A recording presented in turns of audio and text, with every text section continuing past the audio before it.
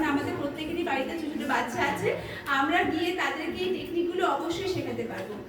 আর বিজ্ঞানের শিক্ষক হিসেবে আমি ক্লাসে গিয়ে যেটা মানে ভীষণ সমস্যা অনুভব করি সেটা হচ্ছে যে এদেরকে অঙ্ক আর বিজ্ঞান মনে রাখাবো কি করে, মানে এরা কিভাবে কি প্রসেসে এগোলে এদেরকে আমি অঙ্ক শেখাতে পারবো, বা মনে শেখানোর মতো টেকনিকটা আমি জানি, কিন্তু মনে রাখার যে টেকনিকটা সেটা আমি সত্যি করে বুঝতে পারতাম না যে কিভাবে আমি আমার ছাত্রীগুলোকে একটু বিজ্ঞানে একটু অঙ্কে সমৃদ্ধ করব বা মনে রাখানোর জন্য। আজকে স্যার যে টেকনিকটা শেখালেন, আশা করছি তোরা সবাই তাতে সমৃদ্ধ হলি এবং আগামী দিনে সবাই না হলেও অনেকেই হয়তো সেই পদ্ধতিগুলো অবলম্বন করে অঙ্ক এবং বিজ্ঞানকে মনে রাখতে পারবে এবং রেজাল্টে আমরা সেটা দেখতে পাবো।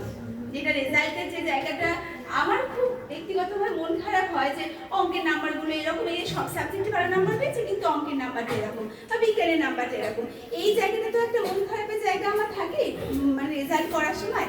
সেই জায়গাটায় এরপর একটা পজিটিভ কিছু দেখতে পাবো, এটা আমি আশা রাখছি তোদের কাছ থেকে। আর স্যারকে তো অসংখ্য ধন্যবাদ আবারও জানাচ্ছি। আমি চাইবো যে আগামী দিনে আপনি আবার একবার আসুন, কারণ 9 এবং 10কে আমরা এটা করাতে পারলাম। আমাদেরও ছোট ছোট বাচ্চারা আজকে আমি যখন ক্লাসে গেছি অনেকে কিন্তু আমাকে বলছে যে ম্যাডাম আমরা করবো না, আমি বললাম হ্যাঁ নিশ্চয়ই হবে, আমরা আবার অ্যারেঞ্জ করবো নিশ্চয়ই। তো ওরাও ইন্টারেস্টেড এই ব্যাপারটা, আপনি যদি আবার আগামী দিনে আসেন তাহলে আমাদেরও খুব ভালো লাগবে। Thank you.